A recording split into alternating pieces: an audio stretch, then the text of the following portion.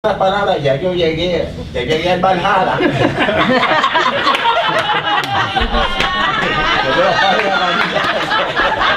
La misma charla de ética, 25. Ya estoy en olor de santidad y nadie me puede discutir lo que yo hago. Los estudiantes saben mucho. Nosotros no podemos subestimar el site que ellos tenían de evaluar profesores. Era de un rigor en las categorías de evaluación, aparte de las cosas que decían, pero y eran cosas muy fuertes. Pero nosotros, nuestro estudiantado no es torpe.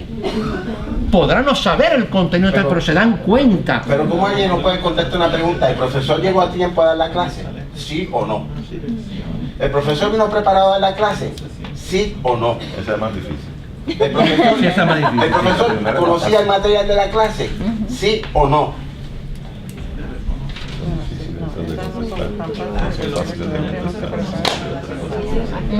Exacto, es lo que él hablaba en un principio. Y entonces llegan gente aquí que son panas del decano, que después pasó a rectoría y después presidente, y se acabó. Y el estudiante está allá abajo, ¿y qué es lo que tiene? Una oficina de ayuda de estudiante, el ombudsman del estudiante, que son dos gatos para resolver todos los problemas psicológicos que tiene el estudiante en esta universidad. Así no vamos a poner en ningún lado. Además, hay un factor, se está poniendo el pesimismo de nosotros. Hay un factor que nosotros sabemos. Yo estoy hablando con la verdad. Si no es verdad, yo estoy de acuerdo. Con el coraje que viene de la verdad. Sí. Porque yo estuve con profesores que yo tenía que pedir permiso para ir al baño. Con 20 y pico de años yo tenía que pedir permiso para ir al baño. Y de milagro me pidió para que yo iba al baño, por sorpresa. Y eso que no tiene el problema de próstata que tengo yo. Que tengo que ir con permiso sin permiso. La misma que tengo yo. Yo sé de un profesor que le pidió a un estudiante si había pagado la matrícula y dijo frente a él, frente a la clase, si ellos han pagado matrícula, tienen que estar aquí, usted no ha pagado, y lo sacó. Y los profesores que tienen la A y el libro tiene la B y el estudiante la sola D si tiene suerte. Ahora, la casuística de esos problemas es inmensa, ¿no? Hay algo que se me pasó a decir y nosotros lo sabemos, y es que la influencia de nosotros no es tanto el dominio de la materia, pero eso es fundamental, es quienes somos enseñando la materia. Es decir, la presencia de un profesor que ama lo que sabe y que se interesa porque otros aprendan, hace una gran diferencia. Hay una película, yo sé que Ramé y Eduardo son muy cinéfilos. Hay una película que a lo mejor un día nosotros pudiéramos verla en un cineforum. No recuerdo el director, One Flew Over the Cuckoo's Nest. De Jack Nicholson. Jack Nicholson, una novela de Ken Casey. Es una novela que es de los 70 y pico, los 60, de los 70, esa novela. En la novela, yo leí la novela, me encantó. No recuerdo bien los detalles de la película, pero nosotros cuando actuamos éticamente o cuando actuamos pedagógicamente, hacemos una diferencia. Y es verdad. En esa película el personaje Jack Nicholson, ¿cómo era? Era un... ¿cómo se llamaba? El actor.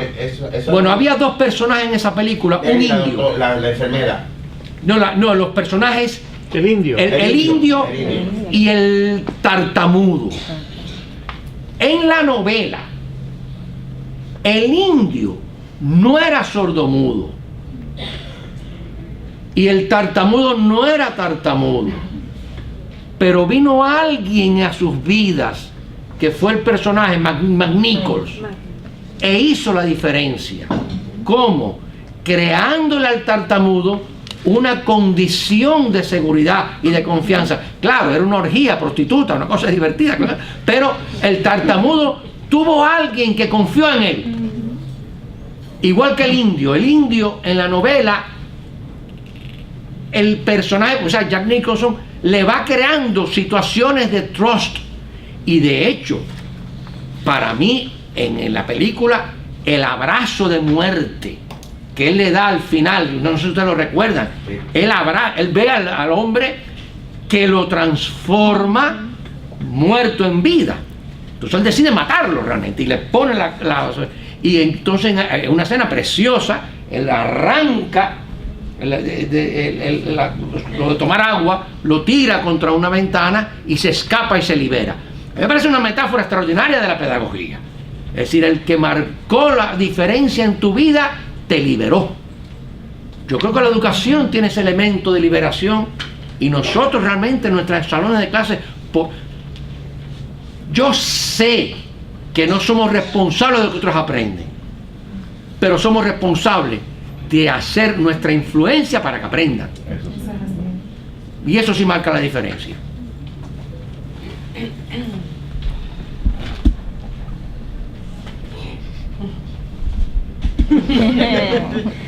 Bueno, no sé, ya yo no sé si me ponen una peseta y me dan. Además de amar lo que sabe, reconoce lo que no sabe y lo ama también. Oh, seguro. Es más importante quizá en el ámbito seguro. A veces, por ejemplo, yo digo algo, no sé, me voy a poner de ejemplo, soy el único que me conozco a mí. Y los estudiantes dicen, profesor, eso no fue lo que usted dijo la semana pasada. Yo hoy estoy diciendo otra cosa. Y mañana otra, porque tú me tienes que esclavizar a lo que yo dije hace una semana. He cambiado de opinión. Guadagnino me dijo, eso no está bien y lo cambié. Es decir, uno tiene que estarse... Y el estudiante aprende muchísimo de nuestros errores. Por eso que el error no es un elemento de culpabilidad. El error es un elemento de crecimiento. Y por eso que castigar los errores con sistemas evaluativos antiguos es un error. Precisamente del error es que se aprende. Inclusive en la escuela elemental. Ay, sí, mi amor. No le quiero interrumpir porque termine. No, ya. No debe terminar, porque esto es importante. Porque tengo una nieta que está en escuela elemental y ya está empezando a tener la crisis de las evaluaciones. La evaluación. ¿Cómo es posible que un niño o una niña a las 10 de la mañana hace un examen en el 2013 y esa calificación se acumula por años en su expediente de vida? Eso es inconcebible, que las evaluaciones sean acumulativas por el resto de la vida. Estamos atrapados en el pasado y eso no se cuestiona. Yo quisiera, si es posible, que abundara un poquito más en esa frase que digo de mostrar el ser. Eso de mostrar el ser a mí me gustó lo escribí. No es mía, es de ahí. Lo sé. Ah. Yo se lo hablé y dije a él. Porque, o sea, sí, yo como profesora mostrar yo quién soy, pero cómo yo hago que el estudiante muestre su ser, quién es. Yo no creo que eso se pueda hacer. No se puede hacer. Yo no creo que no se pueda hacer. O sea, yo creo que uno tiene unos límites, más allá de los cuales no puede entrar en el espacio de intimidad de otra persona. No. Lo más que uno puede hacer es que... Lo hace el estudiante a través de la forma como actúa en el salón, cómo se viste, contesta las preguntas, su participación, etc. Por lo menos que lo busque y se lo muestre a sí mismo. Exacto. No está entendiendo quién es ese estudiante. Porque usted habla de las abuelas. A mí hay una persona que ha matado a la abuela por lo menos 3 veces. La misma abuela. La misma abuela. Bueno, resucita ella y es muy religiosa la abuela. Sin embargo, el estudiante me hace los trabajos. Tengo estudiantes que vienen todos los días, no me han faltado un solo día y todavía hay 2 proyectos que están sin terminar. Es un problema. ¿Cómo? O sea, yo digo, mira, ¿qué pasa? Sí. ¿Cómo yo quisiera entender a los estudiantes? ¿Será posible? No es posible. Yo creo que sí. Tiene uno que bregar a un nivel acá y no ocuparse de aquello. No, yo creo que nos parecemos mucho los seres humanos. Yo creo que somos... a veces yo me siento muy Buber. ¿Muy qué? O sea, Martin Buber, ¿no? Yo tú, o sea que somos más parecidos de lo que nos creemos. Hay otros códigos, pero son problemas complicados. A mí no me gustaría usar la palabra porque suena cursi, pero yo creo que es una palabra seria filosóficamente, y en Sócrates es muy serio, y en Platón es muy serio. Por lo menos hay 5 diálogos en Sócrates, en Platón, que esa palabra los atraviesa y hay que leerla. Yo creo que la educación es una experiencia amorosa. Y claro, tú quieres hablar de esas cosas y la gente, no te pongas romántico. No, que esto es muy serio. El amor es una cosa muy seria, ¿no? Claro, no se puede explicar. Yo no sé, es como San Agustín, que decía, bueno, yo sé lo que es el tiempo, pero si alguien me pregunta no sé cómo definirlo. Pero cuando uno siente eso, por eso que Juan decía, el corazón, cuando uno tiene la educación en el corazón, eso es automático, es espontáneo. Lo que pasa es que la universidad, mucha gente enseña sin la pasión de la educación. O no sé si eso es mucho, pero hay gente que enseña la materia, pero no hay una pasión en la materia. Y no hay una pasión para que la gente aprenda la materia o el contenido. Y yo creo que el estudiante aprende a través de mi amor por el conocimiento que estoy enseñando y no el conocimiento en sí. Por eso que cuando Levinas habla de que somos mediadores, el que es mediador es el yo, no es la asignatura. La asignatura no es lo que va a mediar, soy yo el representante de la asignatura. ¿Cómo yo la represento? Amándola y haciendo que tú ames la matemática, la química, lo que sea. Entonces, en ese sentido, yo estuve algunos años en Cuernavaca y Illich decía, Iván Illich, que decía, no hay nada que no se pueda enseñar si se ama esa enseñanza. Y yo creo que él tenía razón. También, perdón, Gaby.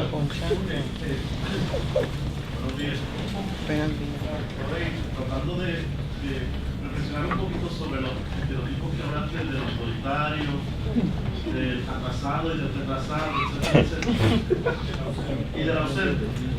Entonces, se me ocurre pensar que el proceso de ética en la educación es un proceso más bien de continua reflexión de nosotros mismos. Debemos preguntarnos por qué estoy aquí, cuál es la fuerza que me dirige aquí, cuál es la necesidad que yo tengo y por qué soy como soy con mi estudiante. En ese proceso reflexivo, tú dices, yo estoy aquí porque necesito poder, porque necesito mandar, necesito tomar las decisiones para que todos me obedezcan. Y en la medida en que logramos en cada acción, podemos desempeñar cada uno de esos roles. Y luego de cada acción reflexionar y reconocer que estoy haciendo esto, esta es mi capacidad de humildad, esto es lo que voy a hacer para ayudarlo. Y tal vez eso como que nos da un suspiro y nos permite ser cada día más genuinos y más sensibles a lo que están haciendo los muchachos y cómo trabajamos con ellos. Incluso, Gaby, uno a veces no sabe el efecto de la influencia que uno tiene. Yo tuve un estudiante, a veces yo hablo de mis colegas en estudios generales, y menciono usualmente a Waldi y a Carlos Sánchez, y son los que me pagan una mensualidad. Público. Sí, y hubo un estudiante que me dijo a mí, yo tuve un profesor en estudios generales que está ahí sentado, que él dijo una frase en la clase, y yo se lo comenté a Carlos, y Carlos no se recuerda quién es esa persona, y él lo dijo en mi salón emocionado. Dijo, y esa clase entera, profesor, era para mí. Y usted no sabe lo que yo he sufrido hasta que yo llegué a ese momento en esa clase. Y el doctor Carlos Sánchez empezó a hablar, y a veces él me miraba, y yo sentía que me miraba a mí, y yo le dije, coño, tú estás mirando a la gente así. Y Carlos no se recuerda, y me dice, ese hombre transformó mi vida en una sesión de clase. Es una cosa extraordinaria, y él no sabe la influencia que tuvo un estudiante 5 años después. Pero ¿cuándo fue eso? Hace 5 años. En esa clase transformó mi vida, de un sufrimiento. Y él me contó el sufrimiento. Y era duro, era difícil. Él no se había aceptado. Y algo hizo el compañero, el colega, que lo transformó. Hubo una epifanía real. Y esas cosas ocurren. Y yo se lo conté, Carlos, tú no te recuerdas, yo te conté. Y no nos acordamos, tú no te acuerdas ni de quién es la persona.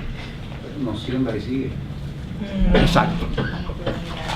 Interesante esto. This is serious stuff. Ay, Eduardo.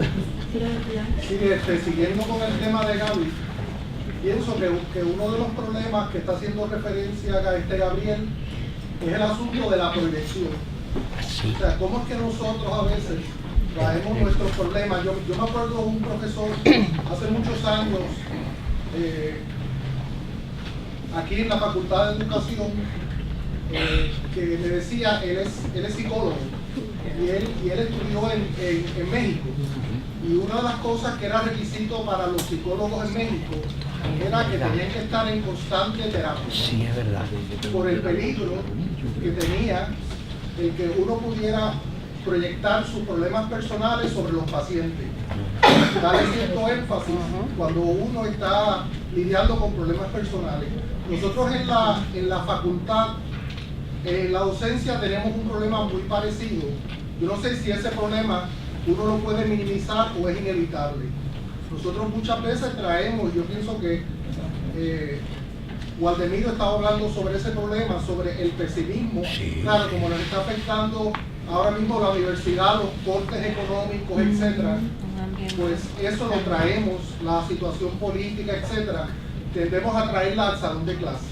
Yo me acuerdo cuando yo era estudiante, una de las cosas que a mí me molestaba mucho, y trato de no emularlo, era lo que hemos hablado de los profesores narcisistas, que asumen que uno viene a la clase para escucharlos a ellos, como si fueran lo que yo he mencionado, celebrities. Son profesores celebrities. Entonces van y te cuentan cosas muy personales. Y yo siempre trataba, porque me preocupaba mucho que tenía que cubrir un material de la clase, y que, por ejemplo, si iba a tomar un curso de filosofía, tenía que empezar en el PCEMA y tenía que cubrir el material, ¿no? Pero ese asunto a veces nosotros pues tendemos a proyectar nuestras vidas privadas y asumimos, yo lo hago todo el tiempo para dar anécdotas, pero que yo venga y diga, mira, que mi ex esposa, bla, bla, bla, y estar media hora hablando sobre mis problemas personales, para los estudiantes no vienen para eso. Exacto. En cierta manera es interesante porque nosotros, creo que en el fondo todos somos un poco narcisistas, porque a nosotros como profesores nos pagan porque nos escuchen. O sea, tenemos un público cautivo, nos escucha, tienen y no solamente es cautivo, sino que nosotros lo evaluamos. Ellos nos escuchan, sirven en cierta forma de nuestro terapeuta y posteriormente nosotros le damos una nota. Quiero saber cómo. Gracias. No nos pagan para que nos escuchen. Yo entiendo que a veces me pagan porque yo tengo un conocimiento que la universidad reconoce, que es lo bastante extenso como para que yo me pueda parar frente a un grupo de estudiantes y darlo, compartirlo. O sea, no me pagan para hablar, me pagan para enseñar lo que yo tengo adentro, se lo quiero dar. Digo, ese es mi intención. Yo no estaría aquí, Yo hablar coincido con lo que usted plantea, pero la realidad es que la universidad reconoce que uno tiene unos conocimientos y por eso nos paga. Sin embargo, a la gran mayoría de nosotros no nos enseñan a ser pedagógicos. O sea, nosotros estamos aquí, la gran mayoría no hemos pasado por la Facultad de Educación para recibir una charla tan simple como esta al inicio de nuestro proceso. Entonces, sí, obviamente, tomando lo que la compañera señala, posiblemente muchos de los que están aquí presentes vienen porque les van a dar un crédito para ética gubernamental. Y no saben el valor que ha tenido, y a lo cual felicito, ¿no? La charla amena, pero ¿qué es la proyección? Porque volvemos, ¿no? El requisito para uno dar clase en la universidad es tener un doctorado, no que haya pasado por pedagogía, ¿no? claro, y en el proceso del contacto con el alumno pues ha modificado, ¿no? Pero es eso, es lo importante que muchas veces cuando entramos como profesores nuevos, en general a la universidad, se nos habla de muchas cosas, pero no de este tipo de, ¿verdad? Vamos a decirlo, de estas charlas. Y esto debe ser continuo. Yo diría que esta charla, y vuelvo y me uno a los compañeros, ¿no? En la parte de seguirlo dando, que se den las facultades, a la facultad, en reuniones, bueno, vamos a dar una reunión de facultad que se habla muchas cosas y que entramos en los pesimismos, ¿no? Porque entramos a las reuniones de facultad y muchas veces y viendo, hay café, hay donas, ¿no? Porque ya no hay, ya la crisis nos ha llevado a que no hay café ni donas, ¿no? Pero volvemos que sería lo exquisito y empezando, ¿verdad? ¿No? Cada semestre que comience, ¿no? Y es importante, ¿no? Porque estamos en relaciones complejas, ¿no? Y hablando también, hay una cosa que se ha hablado, ¿no? En los estudiantes, a mí me satisface, a lo mejor muy personal, pero no sé, cuando yo encuentro esos estudiantes que fueron mis exalumnos, y muchas veces ahora son mis colegas, sí. Mis colegas, y la satisfacción que a veces hablando, y que no lo dicen directo, porque a veces uno puede decir, este me está hablando, ¿no? Que otras personas le hablan a uno, entonces son la satisfacción en la que uno entonces establece esa relación de 30 estudiantes. Mira, uno llegó al menos a 3, llegó mi proyección, ¿no? ¿Por qué? Porque muchos tienen una diversidad de intereses, ¿no? Pero esa es la satisfacción, y la satisfacción que yo creo que como profesores tenemos que tener, ser el punto para ese pesimismo que decía Guardemiro, que sí uno lo va a tener, ¿no? O situaciones que hablaba con la compañera aquí. Yo tuve 17 años por contrato en esta universidad. 11. O sea, Todavía. por contrato, punto. Y eso pues son cosas, a lo mejor dice persona, ahorita se hablaba el profesor llega, no, pero hay situaciones que a veces me decían los estudiantes en ese proceso, profesor, haga esto, haga un laboratorio, y yo, es que no puedo. ¿Pero por qué? Pues tengo que explicarles, ¿no? No lo voy a decir porque me da la gana, ¿no? Saben que yo no tengo plaza en esta universidad, obviamente no puedo hacer esto, no puedo hacer unas cosas, entonces eso me limita.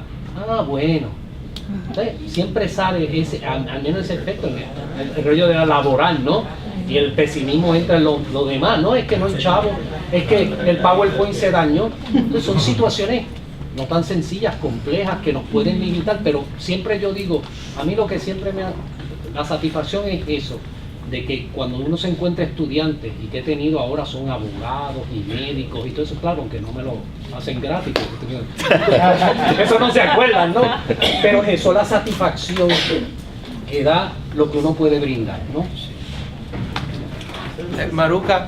Solamente una cosa que estoy pensando todo el tiempo desde casi que comenzó la charla, que es esta preocupación que tengo siempre, que es que es la pregunta de por qué será que la mayor parte de muchos de los profesores no se conciben como educadores, se conciben como expertos en su disciplina, pero no como educadores. Entonces tú tienes a los médicos que se conciben como médicos, a los abogados como abogados, a los ingenieros como ingenieros, y a los profesores no como educadores, sino como expertos en las disciplinas. Entonces, hayas estudiado o no hayas estudiado cursos de pedagogía, o hayas tenido, te hayan enseñado o no, la tarea es la de educar. Entonces eso lleva a una reflexión, entiendo yo, necesariamente sobre todos estos asuntos éticos, más allá de la técnica, más allá de la expertise en mi área, el acto de educar, qué es lo que significa. Y entonces pienso que tendría que haber alguna manera de invitar a esa reflexión en general. Me parece que actividades como esta es una de ellas. Yo sé que hay un librito que yo lo aconsejo. Es una conferencia que dio Dewey en el 38.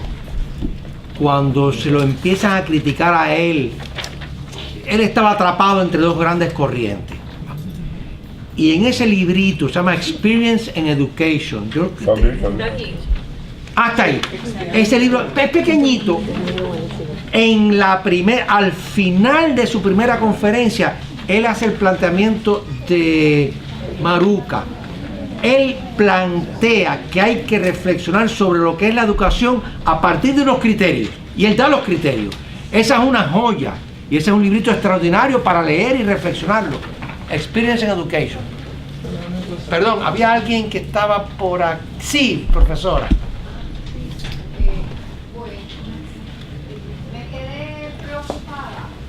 con